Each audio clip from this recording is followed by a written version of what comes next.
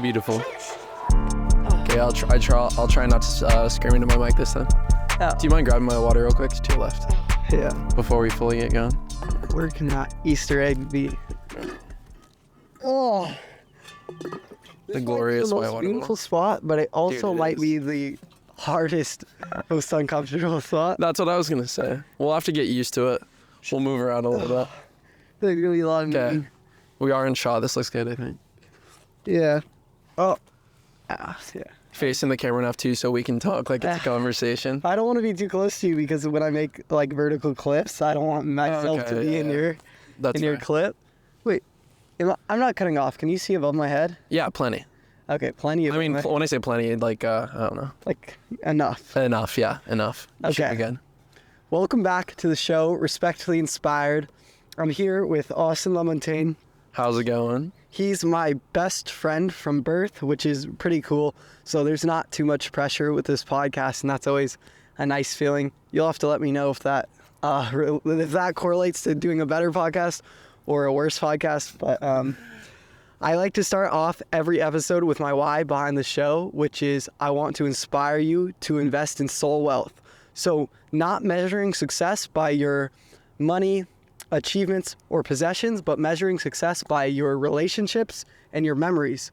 And even that idea of soul wealth is why I can sit down here with my best friend and I know his soul is pure and he doesn't have to be a NASA engineer, which he might be one day. Yeah, hopefully. But I'm not interviewing him because of his achievements. And that's a good feeling. Yeah, that was the thing that like when he first said he wanted to do the podcast with me, I had a kind of hard time with because all the people he's done it with before are more like it's not even that they're super successful yet, at least hopefully, right? Yeah. But everyone has like a super distinct skill and it's more like artistic, right? And I'm doing engineering and I'm still in college and I'm trying to find my path still. But I'm like, what can I share as someone who doesn't have like a very distinct skill that they're working on with the podcast? And I think that's where it kind of comes back to that whole entire life perspective of just like everyone kind of has something to share and everyone has their own personal life experiences where they can like add value to someone else's life or like have a reason why they become the person they are. Exactly. And even I know like when I first proposed the podcast to you, you partially were like, why me? Because you're like, you're comparing yourself to like, I'm in a creator world, I'm interviewing musicians, actors, artists, and you're like, I'm just a dude in college. Yeah. But the truth is, I told you this before, it might even be better because I'm not trying to do an interview and I like the questions I have for you are literally like conversation topic. Yeah. It's like how we were just sitting in the car doing a banger pre-pod. Yeah, like we're pre-pod. just extending that out in a more beautiful area. Yeah, the view here is quite wild. Yeah, I'm assuming Ozzy will spin the camera around after or something like that, but nah, it's gonna be too dark. You're not getting a camera spin. no camera spin. But I want to start off with the first topic which I had, and that is overcoming I don't know exactly how to put this. It's like when me and Austin were in high school, we both had very similar high school experiences, and we grew a lot in high school, as a lot of people do. So most of the people who went to our high school knew us for one way, whether that was being shy or being awkward or maybe being lonely, that people create this perception of you. And we both kind of overcame our own shyness, our own loneliness, our flaws. We grew a lot in high school. And there's a big issue because sometimes you can grow in your environment, but the people around you still have a perception of you. So I kind of want to ask you, I want to bring us back to those times where we would hang out with people from other high schools and like why we did that and kind of overcoming that perception bias. Yeah, it's weird because we both kind of grew up in like the exact same way. Yeah. And I even experienced this going to university too. It's like when you grow up around people and like, like we're more quiet, shy, maybe not as confident when we were younger. Yeah. But like that kind of, especially like us being friends too, I think we both kind of pushed each other to like become better people. But like when you go and meet new people, and this is the same reason I went to Utah for college, is like it's a completely fresh slate, completely fresh slate. And like people don't have that like judgment of you or like expectation of you, and it's nice because then you can like put like a fresh foot forward. I think people underestimate the power of leaving your hometown. That whether you like it or not, like almost everyone like looks back on themselves and they cringe, or they like look back. And the truth is, like, so many people in high school feel like so trapped by the people around them and their perception of them. And I remember, like I said, we would go hang out with girls from other high schools because they didn't go to our high school. And it was like, it was almost a way for us to restart in our little area. And I've had this not only in my high school, but even just with the people I hang out with, where it's like, I want to be a creator, and the people around me see me as this shy, lonely kid in high school. They don't see me as a creator. And so I would have to go meet people online, meet people through YouTube. And like you said, you made that jump of going to school in Utah, and I studied abroad in Spain. And I remember being dropped down into Spain, and the most freeing thought was just that no one here has any preconception of me. And now you're going to Tokyo. And well, plus too, on top of that, I just want to add that before the Tokyo thing is, you also have like expectation of yourself too. So when you're like in front of other people, it's hard for you to grow because you're like, oh, I have to act this way, or I don't want to act this way because they're going to judge me. Yeah. And like when you're younger too, it's way harder to overcome that. Dude, actually, speaking of that, I do want to touch on something.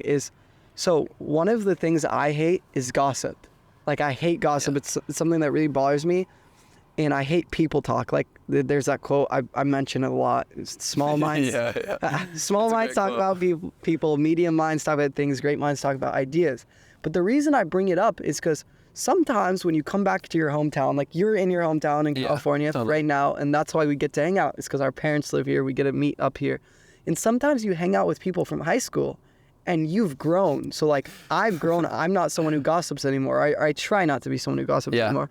But maybe I'm in a room with a bunch of kids from high school, and maybe they had the same growth as me. They also don't gossip anymore. They also like to have better conversations. But because I haven't seen this person in 4 years or whatever, the only thing we have in common is that we went to high school and we know the same people. Yeah. So then I could be sitting around with a group of freaking Elon Musk prodigies, but because they remember me from high school, they're all like, well, did you hear about Becky? She got pregnant. That's the only thing you have in common. It's the only thing you have in common. And I try to challenge people, like, when you're hanging out with those friends that you think have bad traits, or when you're hanging out with those friends that you think are like they were in high school, try to like push the conversation. Try to push the conversation. Like in a positive direction. Yeah. Because you don't know, like, the amount of times where I've talked to someone that was like an old friend, and we start talking about people, and then I'm like, hey, actually, you could like branch off from there and make a bigger connection than that. Yeah, and I think that's just really important. No, yeah, I hear you. It's always interesting too, because like, let's say like you're hanging out with a group like we did when we were younger, and then you grow from like a group where you start hanging out with new people and have new topics to talk about. When you go back and see those old people too, it's like a weird perspective to see like how you've grown, like when we see old friends and stuff like that too. Yeah, because even just like the jokes they make and what they expect to laugh at. They'll say the same joke like from high school the first time. Yeah, it's an interesting topic. Yeah. And it's funny, you like feel obligated to like still think those things are funny, or to still talk about people. But anyways, I want to move on to another topic, is that me and Austin both just got recently out of relationships. And we were talking about complacency in relationships. Why? I mean, actually, why do you think relationships make you complacent? And they make me complacent too. Yeah, it's such a weird topic, and I feel like it affects everyone differently too. Yeah. But it's like, when you first get into relationships, you can think about it like, oh yeah, I'm gonna stop socializing with girls, right? Yeah. But even more so than that, it's interesting because like you stop socializing or stop having motivation to go out like at all. Let me give you an idea, and you can tell me what you think of it. Yeah. Relationships, finding a wife is kind of your first end goal in life. Like, in the sense of like, there's smaller end goals. Like super long term. Like there's graduating high school, and then there's graduating college, and there's getting your first job. But like, I feel like once you hit puberty and you like care about women, I feel like your main goal is to get attention from girls, and that looks different at all stages of your life. Maybe in high school, it's just you're a lonely or shyer kid, you just want attention from a girlfriend. And then maybe you get more confident and you want attention from the hottest girl. And then you get more wise and you want attention from the best all around. Yeah, right. But I feel like like, dude, why is half of every song ever about love? Why is half of every movie ever about love? It's like clearly, I feel like that's the kind of the first big end goal in life.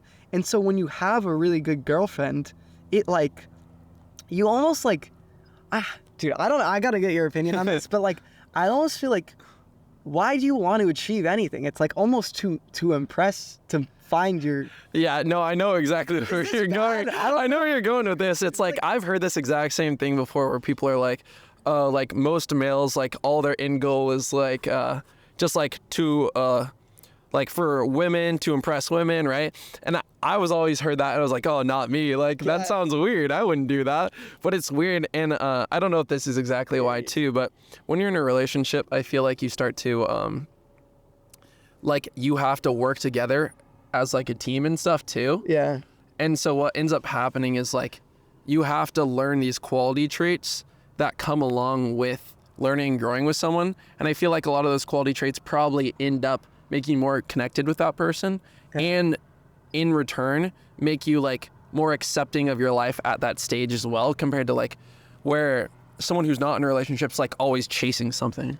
Yeah, it's like, I mean, that's kind of similar to the point I was gonna make, is that if you can agree that finding a mate is a significant like thing you chase throughout your life, which I feel like most people would agree on, then if you take that and you put it in the form of, I have a great girlfriend right now who is like achieving that end goal, then it takes away a lot of your drive. And I can give you like a very clear example. Say you're someone who writes sad love songs, which is very common. Who writes love songs at all about a girl they can't get? Yeah. And then you put them in give them the best girlfriend ever, give them a wife, and it's not that they can't write love songs anymore, but it's like that main source of creative empathy. The passion of like new experiences almost. Yeah, and I guess like, and when I talk about it being an end goal, I'm sure there's some like freaking like genetical scientist who would be like, reproduction is our main. Like, yeah, right. So like inherently there's some biology behind it. Totally.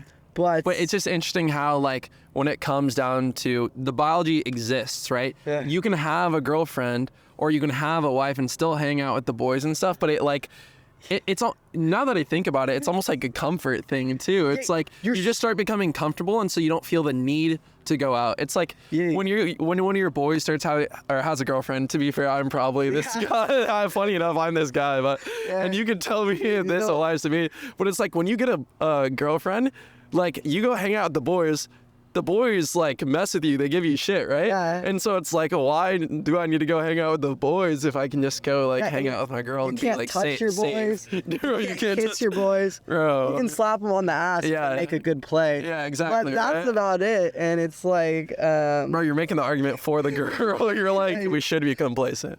Well, but there's I know what you mean. I want to bring up the counter argument, is there's always like a LeBron James who like meets their wife in high school, and therefore they're not chasing girls for their whole life, and they're grinding in the gym every day. It makes them focus. It makes them focus, but so it does go both ways. Totally. And even a lot of people in this space, I mean, Yes Theory is a huge YouTube. I'm sure that like 90% of the audience knows Yes Theory, and the whole brand is seek discomfort. Yeah. Everyone says you should pursue discomfort, and the most comforting thing on planet Earth is a good girlfriend. No, it is. Like, it is that's 100%. the most comforting thing on planet Earth. So it's like, if you're trying to get out of your comfort zone, and again, I'm not saying that you can't succeed with a girlfriend at our age, and maybe we're biased because we both yeah, exactly, right. But I just think that it's very easy to get complacent. Well, this is kind of like a weird connection too, but you said like at our age, and like it's the whole very thing. Much at this our is age. like a weird connection, but Gary Vee always talks about it's like at this day and age, and maybe this is like a social media thing too, like with everyone super young, getting mass fame, mass attention, it feels like everyone's like pushed down and like has to achieve success in their 20s, otherwise you're a failure. And it's the thing he always talks about, how it's like we have like so much of our lives left to live. It's like we don't need to force ourselves to have a girlfriend now when we can just kind of like focus on other things as well. Yeah. But it honestly comes down to each their own. It's like pacing yourself, I feel like. You know what's funny is I used to run around trying to figure out what the best love advice was. Like Yeah. I'd be like, oh, let me talk to this friend, get his opinion. Let me talk to Yeah. this friend and You get find his the opinion. median, And yeah. you're like, you're trying to like put the perfect formula for Yeah, love. yeah. And this goes for success as well. Totally. I want the best podcast. So I'm seeing how Joe Rogan does it and how this guy does Yeah. it and Call Her Daddy. And I'm trying to like, and that is great. Like there's so much to learn from other people. But the more and more I do that for love or for success or for different industries, I realize that like there is no one formula fits all. Yeah. Like there's trends. It's like each their own. There's like things that stay consistent and things that will help you and there's good advice. But like, dude, the way I succeed or the way you find love or the way I find love, like it looks different in every person. Yeah. And that's kind of like what makes it exciting. No, 100%. Yeah, I was going to say it kind of comes down to, there's a drone flying above. Yeah. Gotta shout out to that drone. But Yeah. no, it's like every single person has their own experiences and have to go through life on their own. And it's the same quote that like you always hear. It's like one of the best ways to be successful is just to truly be yourself and like commit to who you are.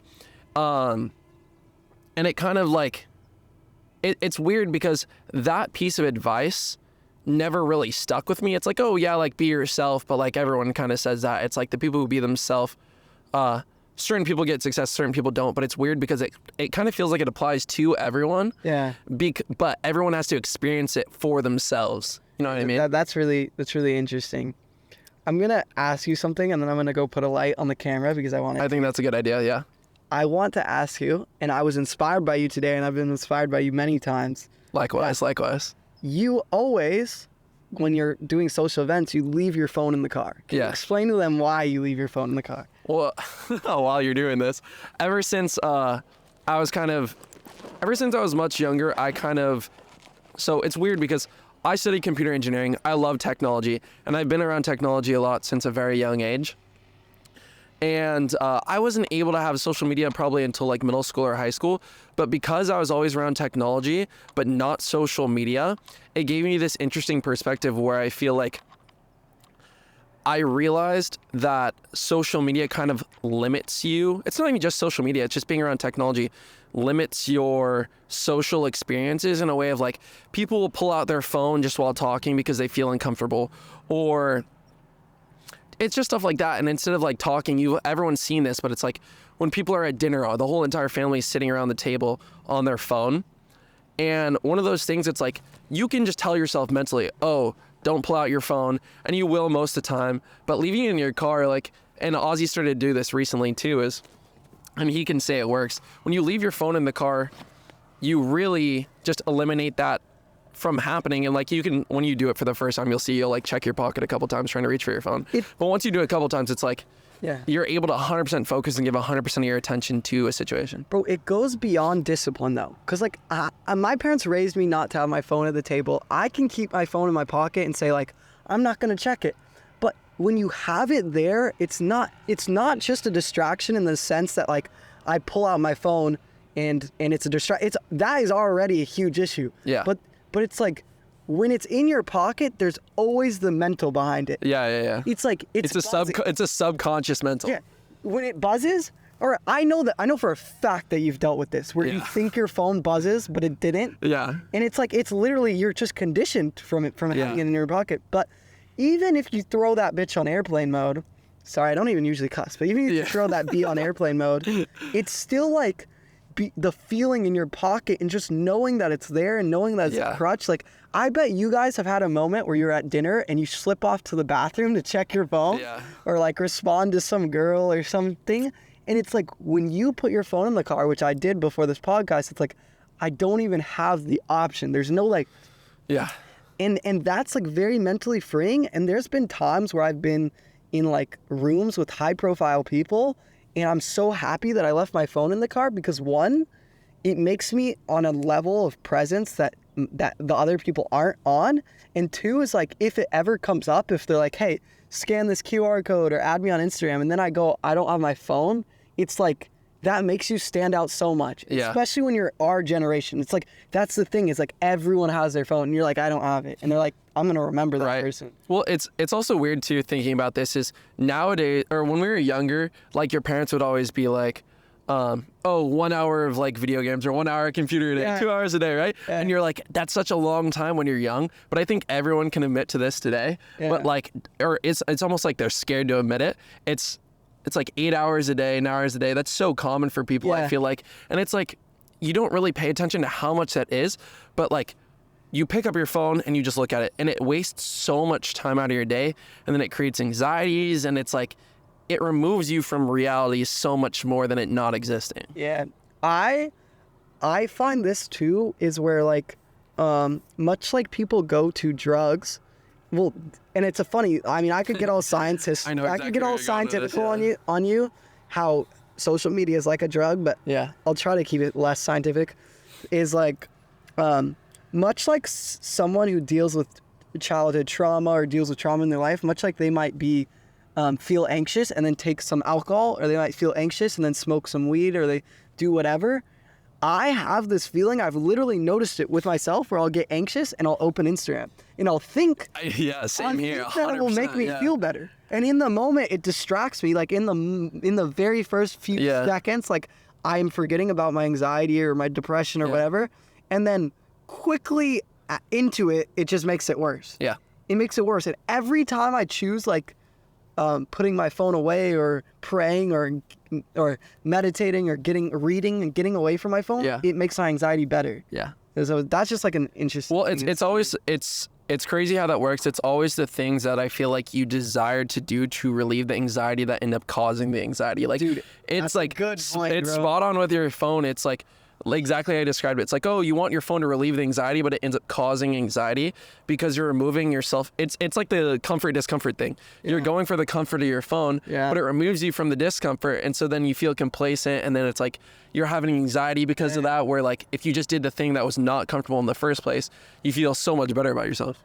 Yeah, and in like a previous podcast, one thing I liked that Sina had said is that you have to understand that nothing in life goes up forever, and that if you have anxiety, sometimes it feels like it's just going up, up, up, up, and that you like need to stop it. You need to get like a drug or alcohol, or you need to grab your phone. But the truth is, like, if you have the baseline understanding that nothing goes up forever, and that it will hit a plateau and it will stop and it will go down, that's like a very freeing feeling, because it's just like, then you can put yourself in the mindset that, all right, if I can just wait it out, like nothing goes up forever. Yeah.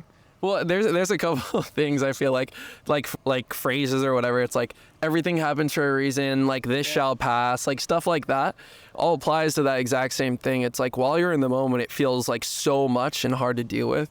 Where like, oh yeah, I'm having anxiety and this anxiety doesn't feel like it's gonna go away or whatever. Yeah. Where it's like just give it time and just like do the thing that's good for you. So like, I think everyone knows like their phone's not good for them, right? Yeah. But instead of keep doing it, they're gonna keep doing it because it feels futile, but like futile, or you know what I mean? But like, as soon as you do the right thing, like give it time and you'll heal, you know? Yeah, that's interesting. That's interesting. For a long time, I kind of like my new catchphrase is kind of soul wealth, but it's also kind of not. I would say soul wealth is kind of like my mission, that I want to inspire people to invest in soul wealth. And actually recently I've kind of even got more specific with it, in the sense that I want people to measure their success by soul wealth metrics, which is relationships and memories, rather than wealth metrics of money, possessions, and achievements. But I was thinking about my old kind of catchphrase that I still use a lot, and it's even a part of the soul wealth equation, is relationships. Success should be measured by relationships and memories. And kind of everyone gets behind the idea of relationships. Everyone understands that better relationships lead to a better life. And I think people agree that better memories equate to a better life. But it's very hard to have actionable steps for creating memories. Like when you're a kid, stuff just happens. Yeah, like you're a kid there's freaking prom, and then you go to the fair for the first There's like time. a next step for everything. Yeah, it's like memories just freaking. Well, you're not so worried about work. You're not so worried about accomplishing that. Here's the thing I saw in this. It's like when you go home and play video games in high school. It's like you're enjoying the video game. When you play video games now, you're like worried about this. You're worried about that. You're stressed. And you feel like a piece of shit. You're like, I should be doing this or this or this. And yeah. I was thinking about this because memories are such a big part of my brand. Like even the reason every episode cover is a Polaroid is because I think that Polaroids reflect memories better than photos. Yeah. And I was thinking about this. Like, you're probably my friend that I have the most amount of memories with. Yeah, totally. And like, I don't know if you'll be able to answer this question, but how does one go about creating a memory? Oh my gosh, that's such a loaded question, I feel like. Yeah, look, I just want to give them something because I'm like, I always talk about creating memories, but like, what does that like even mean? The first thing that comes to mind is like, let's say you're hanging out with friends that you really enjoy being around versus friends that, let's say, you don't connect as well with. When you hang around with friends that like you care about you and you really connect with, or you laugh and have a really good time, like genuinely, that memory is gonna stick to your mind like glue, and you'll remember that forever because it was such a good time. And also, let's say like you learned something from it. It's more than just like being around people, right? Because if you're around people, let's say that like they're a fun time, but they're not necessarily the right people, your mind's kind of gonna wash over it, I feel like, and you're gonna stick to the ones that you value more. So it's almost like the first step, at least that I can even think of, would be like positioning yourself around the right people. And then more than that. I have thought about this question a little bit because it's my brand, and I think I have an answer. And so there's kind of 3 steps. My first step would be, you have to get as present as possible. Because let's go back to that video game example. You're making me think, When you play video games, when you're a kid, it's so fun. We have so many memories playing video games. And the reason why was because when we were kids, when we were playing the game, we were present. And that became a memory. And now when you play video games, it doesn't become a memory because you're thinking about what else should I be doing? Totally right. What else? So that idea of... And this doesn't... Video games is just the example that comes to mind. This could be... It's a leave your phone in the car, same exact situation. Exactly. Yeah, that's so weird to think about. It even goes back to, like, anything. Let's say like, if I go to the fair with friends, and that the whole time I'm at the fair, I'm thinking about podcast work that I could do or going to the gym, then that's not going to become a memory. But if I'm at the fair and I'm really taking in the rides and taking the conversations and the friends, and then that... So in the fair, I feel like too would be good because it's like new experiences as well, right? So then I go on to my second one, which I was going to describe it as taking risks. Yeah, that's a better way to put it. I think new experiences, / taking risks, which is like perfect. In the sense of this is basic economics. The more you do something, the less valuable it is. So like if I go to Disneyland once, it's going to be legendary. But if I'm going to Disneyland every day of the month, probably a week in, it's not going to be that making me that many memories. Totally. So it's like always pushing yourself to try new things, whether that's skydiving, going to the fair, even if it's trying a new food.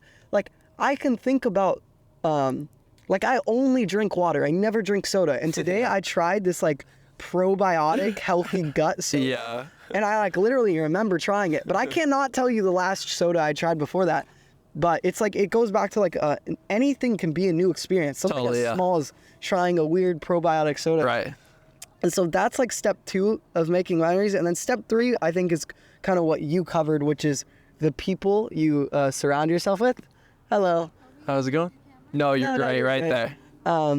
It goes back to the people you surround yourself with. There's people that give you energy and there's people that take away energy. And I know that if I say, hey, let's go skydiving, I could be with a certain group of friends and they're going to all say, why would we do that? That's so expensive. That's not fun. I'm scared. Or I could be with a certain group of people and they're going to go, let's go skydiving. And they'll go, let's do it right now. Right, exactly. In my car. And so it's like, I feel like it comes down to those 3 things, which is being present, taking risks as new experiences, and surrounding yourself with the right people. Well, this is something I want to say too, because like before I forget about it, that I think you would find interesting too, or we've talked about this too, is there's creating experiences, I feel like, for yourself, but I feel like creating experiences for other people, or you know how we've talked about how most people always are the type of people that like want someone to come up to them Yeah. and say something to them, and they would never be the type of person to go say something to other people, or they always would want to, but it's like a fear thing holding them back.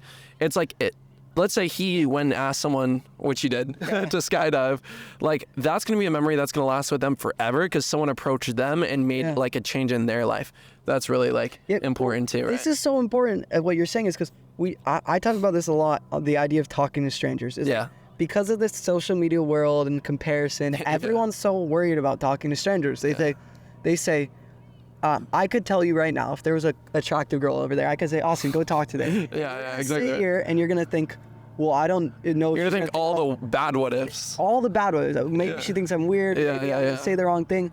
But if I were to ask you, hey, would you want that girl to walk up and talk to you? You'd be like, of course, yeah. Of course. So it's like, chances are they would like you to walk up and talk to them. Right. But you're always thinking, it's funny because when you put yourself in the other person's perspective, it's like everyone wants a new friend, but no one wants to go be a new friend. Yeah, and like on top of that too is like, if you ask me and I have the social anxieties of going up to someone, I'll be like, oh, what if a bad thing happens or what if that? Yeah. But it's super, like something I've tried to do myself too, is like ask yourself the good what ifs. Like, what if you did go up and say something to that person and then you met that person and then you start being friends with them? And this kind of ties me back to in high school, like some of our some great memories we had when we started like really growing. And funny enough, like we both watched Yes Theory. Yeah.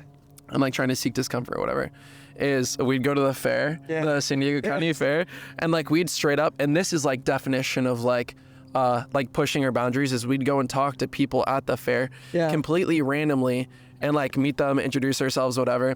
And then we ended up meeting all these new people and having all these new experiences because of that, where like it's stuff we wouldn't have been able to even like dream of before we even went and said hi. But like once we did it, it's all the good There's like what ifs. another thing that you're reminding me of. Earlier we were talking about how like friends or the people around you build like a preconception of you, like a conception of you.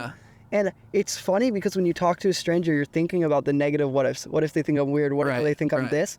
But it's almost even more freeing than talking to someone you know because they don't have the conception of you. One, and two is that like if I say something weird to someone I run into every day, then that sticks with them and we're gonna have more interaction. But if I say something weird to a stranger, then like I could never talk to him again. And and I think like this whole concept can be wrapped up in this idea that I've been thinking about a lot this year, which is fear versus faith.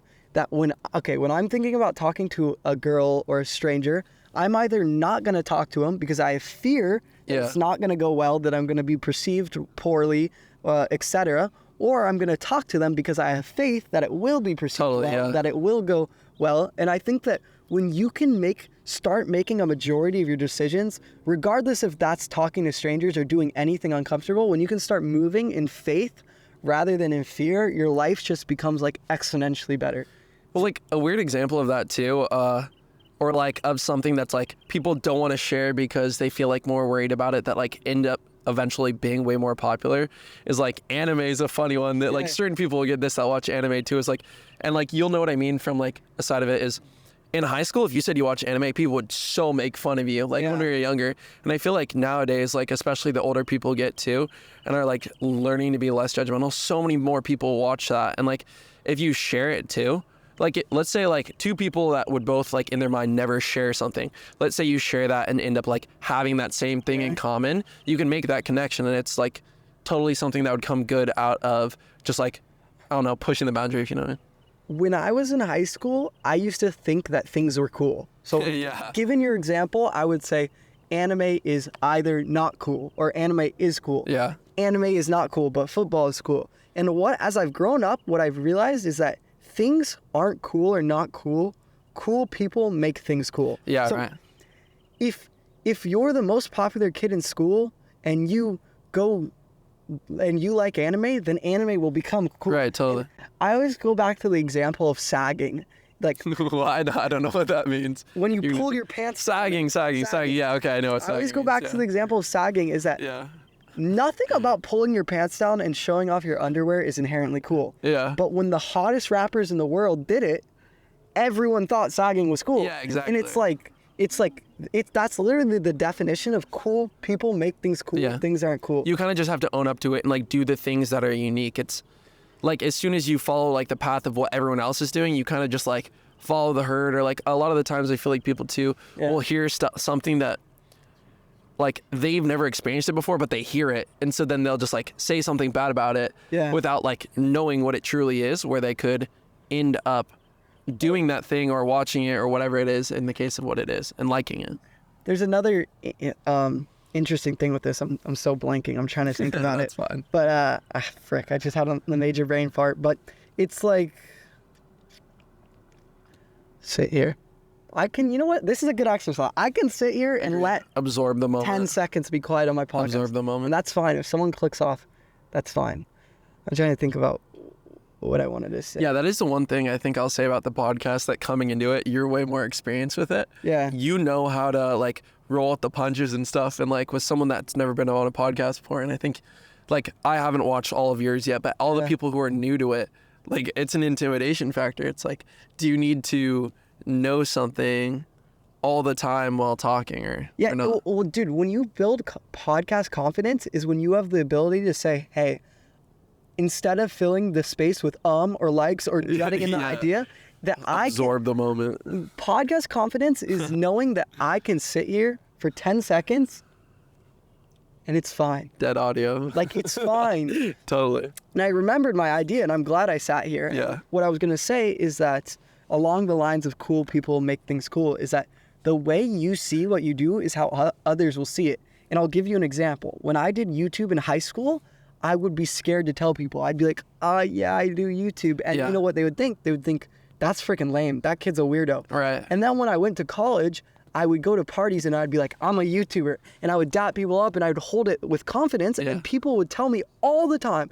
The amount of times that I would say confidently that I'm a YouTuber, and then someone would say, dude, I always wanted to be a YouTuber, but I never had the confidence. Or totally. I wish I could have done it. And then I realized, hey, it's not that being a YouTuber is cool or not cool, but the way I see it is how other people will see it too. And that even goes for the format of like filming a podcast outside on one camera and lavalier mics is like, a lot of people, I would invite them on my podcast and I could say, I don't have a studio to film it at. And they're going to say, well, this is kind of a weak, like, they're going to be kind of turned off by my podcast. You have one camera, two mics, so you film it outside. But you know what I tell people is I say, hey, let's go to an outside spot that's personal to you. Yeah. I like to film all my podcasts outside because that's different from what everyone else does. I like to wear white because it's different from what everyone else does. And then I to explain that to people and they're like, dude, that's so cool. Yeah, I want to point this out too. I don't know if you shared this in your podcast yet, but like that same uniqueness, what's your favorite color? Oh, clear. It's got to be unique. I have not shared this. Yeah. And clear is a color. I know that people don't agree. Yeah. I actually wrote an essay. It's funny because since I wrote an essay in college about clear being a color, and I did like, this was before ChatGPT, so I really did the research and like had a full 3-paragraph argument as to why clear was a color. Yeah. And since it bums me out that I forgot the content, I need to like dig up that college essay. Right. Because my college email might not exist because I left college, but like that essay was freaking gold. I had like a whole ass argument. No, I hear you. But going back to the uniqueness, it's like, who would have this type of studio anyways? Like, this is a sweet spot. Well, actually, I'm sorry, I'm stuck up on this idea of clear. I know that there's someone in the audience who thinks that clear isn't a color. And I always come back to this example. When you look at the air, I can't reach out and grab air. That's invisible. That's different from clear. The air is invisible. But if there's a clear glass, nothing in it, no orange juice, no nothing in it, there's a clear glass, you're not going to be missing it. You're not going to be reaching around it because it's invisible. No, it's freaking clear. Everything that you can grab or interact with has to have color. There's invisible and then there's clear. So yeah, that's my little argument. I hear you. I mean, people always mess with me too. I mean, my favorite color is white, which is way more mellow. Yeah. But people will be like, white's not a color. Oh, so I can't hate on it. I like the idea. I like the uniqueness. That people always tell me with clear is they're like, oh, like it's like a reflection of other colors. Yeah. Like you can see through it, and it's like, oh, dude, you can see through it argument pisses me off so much because Ozzy's quite passionate. Because first of all, there is clear that you can't see through. Yeah. Like there's like shaded clear, but first of all, the argument that you can see through it is dumb, because if you've ever seen a tinted window, it's blue and orange, a green tinted window that you can all see through. So it's like plastic, bro. You've seen plastic that you can't see through. It's still clear. They still describe it as clear when you buy it. It's a clear plastic. Transparent. Yeah, but yeah, bro. I don't know. Yeah, I hear you. Yeah. No, I agree. I mean, at the end of the day, like, if you want to get all scientific-y about it, it's like the bottle still absorbs somewhat light and stuff. So I feel like it has to. It's not But like then you know what the kids will say. Then they'll say the light passes through. they'll say, well, then it's not. Then it's not clear, and they'll be like, Yeah, well, I hear you. But well, again, this is my other most basic argument is, if I'm going to buy sunglasses on Amazon and there's a drop down option of what color I want, it's gonna say It does orange say clear. sunglasses, That is fair. blue I sunglasses, can give that or to you. clear sunglasses. I can so give if that to you. clear doesn't exist as a color, then you can't have those buying options. Right. Because then it's like it doesn't exist. You need clear. You inherently need it as a that's color option just to make simple purchases and stuff. And it's like, I mean, that's just how it is. I'm gonna check how much time we have, because I that's know great. when my battery roughly. Oh, we're chilling. We hanging in there? 40 minutes. Okay. I think we're It gonna. got a little cloudy, but I'm happy you brought the light. Rick. Tumble. We're gonna do Humpty Dumpty. Humpty. I look like Humpty Dumpty. Right Yeah, now. these seats, I will say, are the best part about this location. They're very comfortable. Straight rock. I think that it's. I have a good cheek spot though, so like, I'm wedged in there, you know. I will say. Oh, another thing about filming the podcast outside Yeah. is that I really strongly believe that like being in nature makes you happy, and being in the sun. Yeah. I mean, being in the sun literally gives you vitamin D, makes you that's like statistically proven. And Yeah, so 1,000,000%. if I'm podcasting every day of the year, let's just say I'm not doing it every day of the year, and someone else is podcasting every day of the year, but inside, Yeah, I will they're gonna have statistically less vitamin D than yeah, you. and I'm gonna be happier. I'm gonna get a tan. I'm gonna be in nature. Yeah, that's probably fair. have better air quality. So like, Yeah. even just on that basic, it's like an investment in my health by doing. No, well, it's funny that that's the way, but no, dude, honestly, yeah, the outdoors are one of those things. It's one of the biggest reasons I moved to Utah, because like being outside all the time, it's like, how do I put this?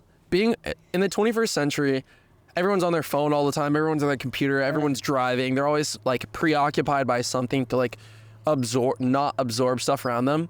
So it's nice to have things like parks, but then it's like there's cars driving around it and all of this. But like being right here, hearing the birds, hearing all this stuff around you, it's just like, it's like calming you. And It's like where we belong. bro, and keep in mind, this goes both ways. It's seasonal depression exists. If Especially in Utah.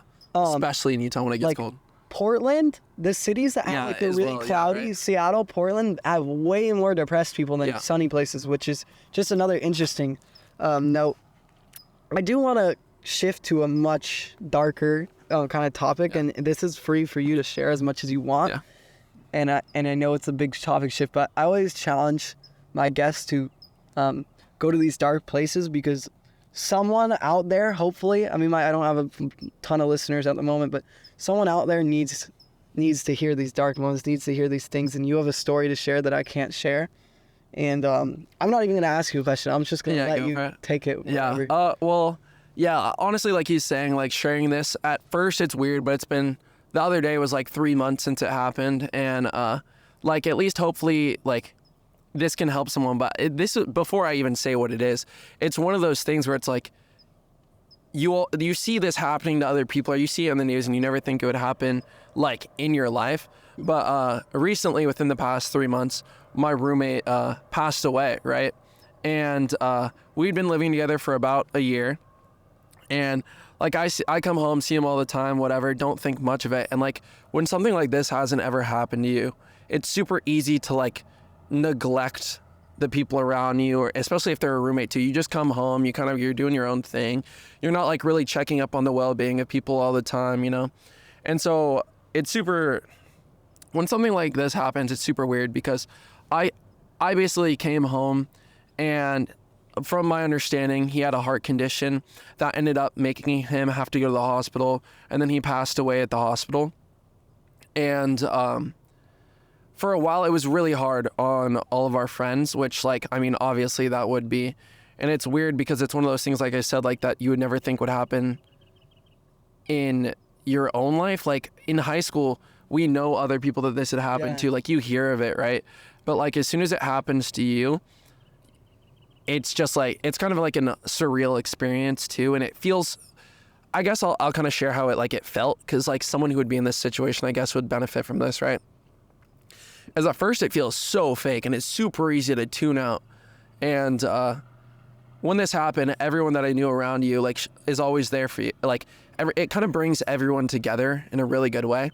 And people are always like try and give you advice and try and be around you and try and surround you and like make you feel better. And so for that first couple of days, that first week, when everyone's there and together, you feel supported, right? And you feel, and it still feels fake. It's so fresh. Like it feels not real, but like you feel supported. And then the first week passes, or the first 2 weeks pass, and then like it starts to kind of, reality starts to set in about something like that. And this is kind of where I had the hardest time with something like this too, is you kind of start to, and it's weird how this ties into our previous conversation too, is that you start to like, not like, depending on how you deal with it, everyone deals with it differently, but especially when you're around people so much, you don't really have time to process this, and you can kind of begin to like numb out. And going back to what we said before is like, I was using like technology and like other things to just like completely tune myself out, where it, this is kind of like hard to share, but it was funny at the time, but in retrospect it was bad. But I went from never playing video games to straight, I was like 40 hours like in 2 weeks, right? Or something like that. And like, instead of letting myself process those feelings about like how I felt, I kind of just like tuned everything out. And like that left like a definitely like longer lasting impression on me. And I mean, maybe you want to pivot and say what I know what you're going to say, but like the story where it's like letting yourself process things and experience things versus kind of tuning them out, and how I feel like that affect you. I always have to go back to, and it's funny, me and Tobias covered this a little bit, but I always have to go back to what my best friend, well, our best friend. And Ozzy shared this story with me too, by the way, like during that period of time, and it definitely helped me a lot. I always have to go back to our best friend in high school. He studied abroad from Spain. His name was Danny, and he was here for 8 months, so he hasn't seen his family in 8 months. And while he was studying abroad in the U.S., his dad died. And one of his best friends, less than 3 months later, his mom committed suicide. And years down the line, I just saw him earlier this year, they gave me like a kind of a breakdown on grief, is that they were best friends in high school, and they both had a parent die. One lost their dad and one lost their mom. And they had very different experiences with how they handled the grief. So my best friend, he was studying abroad in America, and when his dad died, he found out right before he got on the plane home. And even though this was only like 5 or so years ago, there was no Wi-Fi on the plane. There was no way to, like, maybe there was movies on the plane or whatever, but he was like a 16-year-old kid, finds out his dad dies, and he gets on this plane ride. And he told me years later that this was one of the best things that ever happened to him, because during that plane ride, he got to experience all the emotions. That he was sitting alone for a 15-hour plane ride, and he thought about his dad, and he laughed, he cried, he reminisced. He went through in a slight way, he went through all the stages of grief in one plane ride. And again, like, I'm not saying it was perfect after that, but he credits that as being something that really, really helped him out. On the other hand, his friend who had his mom commit suicide, everyone came and coddled him. They said, "Oh, come hang out with us," or "Come do this with us," or "Play video games," or "Get on your phone." Everyone wanted to be there. They wanted to be good family members, good friends to him. And that's a really common reaction. But the issue is that when you coddle someone from trauma, trauma doesn't just go away. It's not like something you can distract yourself from and then it doesn't exist. It will always, and I know this because I had a mom who had serious trauma and it seriously affected her health. And I have a brother who had a different dad from me and had serious trauma, and it seriously affects his addictions and his health. And that trauma, if not dealt with, it does not go away. It becomes, it's statistically, it's scientifically proven that it can become diseases in you. It can become insecurities. And so it's just an interesting juxtaposition, because I'm never going to tell someone to not be there for you. You should always be there, but it's like a double-edged sword, because by being there, you're being a good friend, you're helping them out, but you're letting them, making them feel loved, but at the same time, you're coddling someone from the most important aspect, which is dealing with those emotions alone. And it's even harder in our generation, because even if no one coddles you, you can pull out your cell phone and coddle yourself. Right, exactly. And that's like what you're saying is like, you were lucky enough that you didn't turn to drugs or alcohol or anything. Yeah, at least it was just video games. But you put in 40 hours of video games a week, wild. and it's the same idea that you're distracting yourself. Totally. And No, yeah, I mean, even just besides that too, like the whole topic, and this is something that I think like people going through something like this could relate to also is, and I'll say this before I say that, is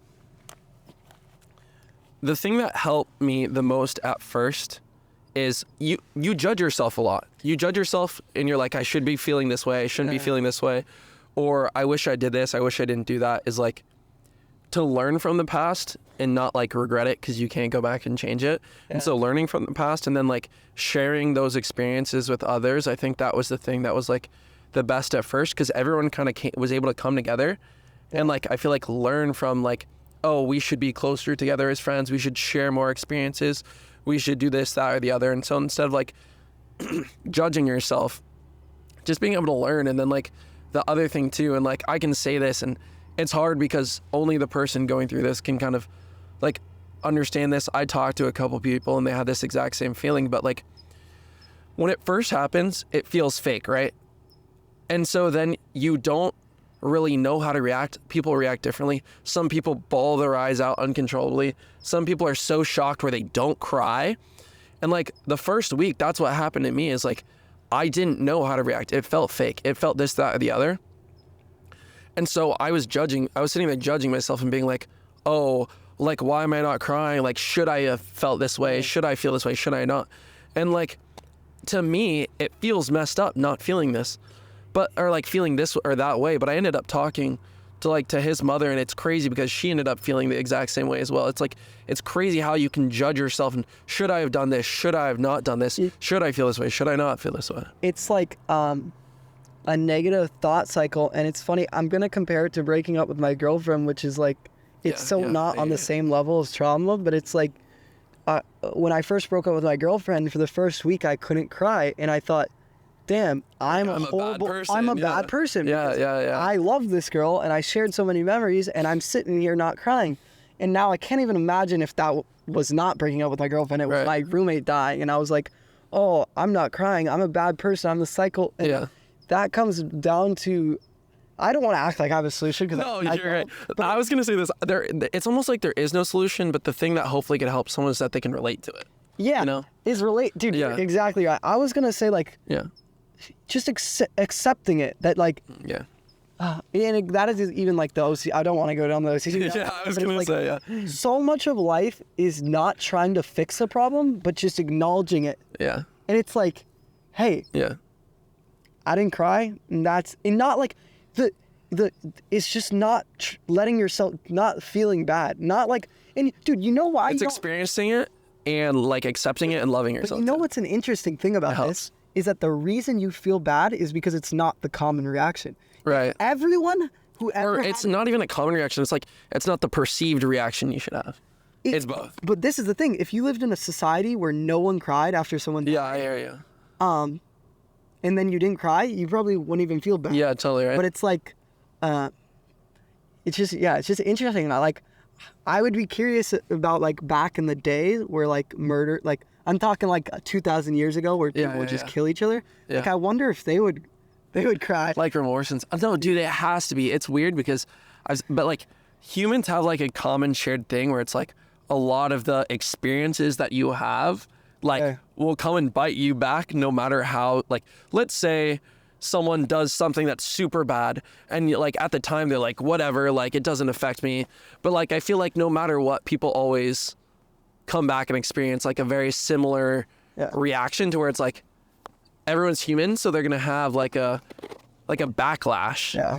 There is another part of the story which is not dealing with the grief that I wanted to ask you about, because it's something I think about a lot. And I always tell him that out of like the regular bad things to do, or maybe from a Christian perspective, out of the regular sins, lying, stealing, cheating, the one that's always bothered me, the negative trait that I try to avoid the most is gossip. Yeah. And I don't know if I thought about this before your situation or after your situation, but I know that after your situation, I certainly think about it, is that when you think about like petty comments where I'm like, oh, let's say you annoy me, and I'm like, and I tell one of my friends and I'm like, hey, Austin's like, he pissed me off, and he's kind of like, he's not a good friend. Yeah, for sure. That's fine. But imagine you die the next day. Then you think about those comments. And that's why I really, really hyper focus on, and it's not that you should, I'm almost worried to say this because I'm not saying this to you so that you go back and you hyperanalyze. No, trust me, I'll hyperanalyze everything top to bottom. Yeah. So it's like, the idea that when you think about the way you speak about people, imagine that person died because you're going to wish that you said all the most positive things about that person all the time. Well, I'll say this too, is like, that's when I said the like regret versus like acceptance and like learning. Yeah. It's that exact same thing. And hopefully, I mean, people can maybe learn from my experience, or just like thinking about it in general is, let's say that does happen to you, which in my case it did. It's like, it brought everyone way closer together because they realized, sure, I can go complain about this person behind their back, but it's so petty and pointless and negative, where like instead I could have been doing the positive side of that, where it's like, I should start inviting people more. I should start reaching out to people more. I should start like fostering those connections. I should cherish the things I have while I have them. And people always say that, right? And like, it's always the same thing. And this doesn't even have to go along with death. This is like breakups too. Yeah. It's like, you never knew what you had until you lost it. Or I don't know exactly, because you know what I mean? But it's like, cherish the things you have before you lose them. Exactly. Like, it's funny. I don't know why this comes to mind, but it's like when like a rapper dies and they're like, why are you posting about that rapper? You didn't post about him when he was alive. It's like, yeah, I know what you mean. But, but not that this is the thing, but now that AI exists, rappers will live forever in their music, bro. Yeah. But I think though that it's like, I like that you brought up those other examples, because, and I'm gonna take it to the extreme just to make my point. But say like I'm going to the fair with a group of people, and there's like a weird kid who asks me to go, and it's like, again, and I still, from my perspective, I'm still gonna fail, and I'm still not gonna be the most inviting person. I'm still gonna fail. But if you think like, hey, this weird kid asked to go to the fair with me and all my friends, and you know that you don't really vibe with him and your friends don't vibe with him, but you're just like, so you're like, no, we don't have room in the car or whatever. Yeah. But imagine that kid dies the next day. You're going to wish that you said you got room in the car. Right? And so, again, like, no one's ever going to be perfect, but trying to engineer as many situations to be like, hey, and dude, it is really, and very much inspired by watching your situation, is something that I think about a lot, where there's like been times where people ask me to do something that people I don't usually hang out with, or people, and I'm like, frick, I like, even if I don't freaking love this person, I should go out of my way to help them, because that's how I want to be remembered. Dude, it's not even, it's that, but something I want to add on top of that, which I think you'll agree with, is like, a lot of the times, this is exactly what we talked about before, but like, let's say you're like, oh, this kid's weird. Like, ask yourself, why are you saying this kid's weird? Is it like a preconceived notion of like how this person should act? Have you ever hung out with this person? And then also like why, like, do you feel uncomfortable, but does that reflect like yourself? It's that exact same thing. It's like accepting everyone, you know? It also comes from like, ignore the whole death point. Yeah. Right. Ignore the death point and just think about, if I'm the type of person, at the end of the day, this should apply to everyone. If I'm the type of person, it's also like reconstructing the way what makes you happy. Because if I'm the type of person where it makes me happy to disclude someone, then like what good am I doing? Yeah, yeah, but exactly. if I like, and I'm being true to myself. I'm saying, hey, I don't want this person to come, and it is true to me. It's gonna make me more happy. But if you can become the type of person where it makes you more happy to include people, and like this is very like religiously influenced, but it's like it goes back to like it doesn't go back to anything, but it's like the point of it's like true love. Everyone throws around that word love. But if you want to live by love, then you want to be someone who says good things about people. You want to be someone who makes people feel. I remember this, and I know you've probably felt this at some point. Yeah. The worst freaking feeling ever, and I try to keep this in my mind. I try to not let myself ever forget about this, is when your friends back in high school or whatever do something and they didn't invite you. Yeah. And you feel so unincluded. And that kid who wants to be in your group or whatever, and you know, like, oh, I might look a little weird if I invite him, bro. That was you years ago. Yeah, I was gonna say, it's like, if you want to get invited to stuff, you need to be the person who's inviting people. Everyone wants to be the person who gets invited. No one wants to be the person who invites people. Exactly. Dude, this has kind of been the recurring theme of this whole podcast. 100%. Everyone wants to be the person who has a friend, but no one wants to be the friend. And I say this too, when I was going to my new church group, and I say this about, this could be a church group, this could be a sports team, this could be a club. You walk into an area where you feel like you don't belong, in the sense that, like, maybe I go to the anime club. I've never watched an anime show in my life, so I don't... We should watch. Yeah. Well, I'm gonna introduce you, bro. Those people, but if you go to a place looking to belong, you're not gonna find it. Yeah. But if you go to a place trying to make others feel like they belong, then you're gonna find it. Yeah, for sure. And it was like that mentality when I was in my church group. There's a lot of people that go to church, they all come from different backgrounds. They're like, dude, I was this frat kid at SDSU, right, and these kids go to college at my church. And I'm like, how do I relate to these people? Yeah. And for a while, I felt like I didn't belong. But then I realized, hey, a lot of these people think I'm cool, and I try to make them feel like they belong. And by doing that, I realized that, like, I felt like I belong. Yeah, for sure. And that's just No, dude, I know exactly what you mean. This is something we kind of passed that I wanted to touch on too, in terms of like people, let's just say, like, complaining about people, or people like making judgment on people too. There's this quote, and I'm like gonna butcher this quote really bad, but it's a Confucius quote, and it goes along the lines of like something like, don't complain about snow on someone else's doorstep when you have still snow on yours, or it's something like that, right? But it all just comes back to the like everyone needs to look like inwards and make sure like they have the right mindset to things, or people complain, or people won't invite someone because they feel a certain way, right?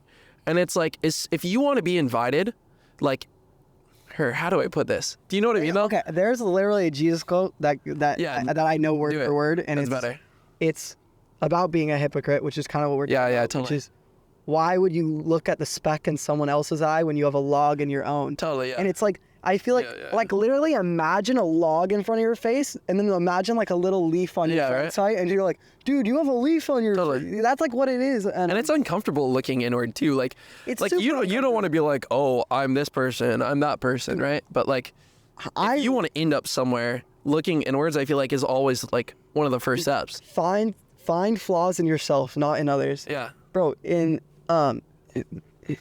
I just think I write that in my journal every week because it's something that's so important to me. I did want to side note that we're so high in the mountains that the clouds are starting to go in front of the camera, which is cool. I don't think it's gonna mess with. I know. I didn't expect clouds to come back, but I mean, this is pretty cool. Dude, it's switched. We've been like nice sunset to like clouds, and dude, I love that. I mean, yeah, 100%. It feels unique. I'm going to ask you my outro question. Beautiful. Which is very much engineered for Soul Wealth, which is what do you want people to say about you when you die? I think the thing that I've been working on now, which honestly come from your message, and I feel like I've learned from you before, is like, I just want to have people around me that love me for who I am, and people that I can make connections with that like I love being around and I can always rely on. Like, you're obviously like an amazing friend, and you're that person to me, and I want to make more friends like you, and put myself in a position where it's like I'm truly enjoying life and have people that love me and support me for that reason. But like, you know, everyone does. You know, okay, so I ask everyone this question. Totally. But most of my guests I haven't known their entire life, but I've Sure. known you basically my entire life. Yeah. I thought it'd be cool if I literally answered the question. And do it, dude. So- I'm very interested. Not that I wish do it. years of prosperity on you, Of but course. if you died, I think what I would tell other people about you is I think something that would be super important to me, worth mentioning, is that this guy is one of the kindest people. I always say that in high school, because of my own insecurity, I used to try to make people laugh by putting other people down. Yeah. And he never stooped to that level. He was always someone who cared about how his jokes affected people. He always cared about the way what his words meant to people.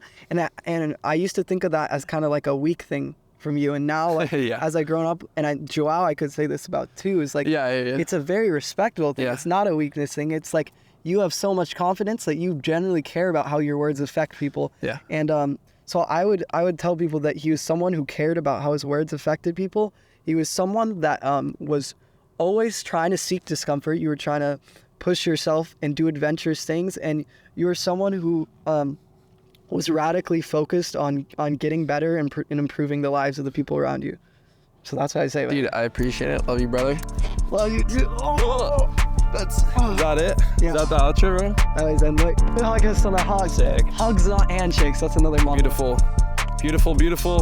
105. That's great. Right in my bread basket times, though.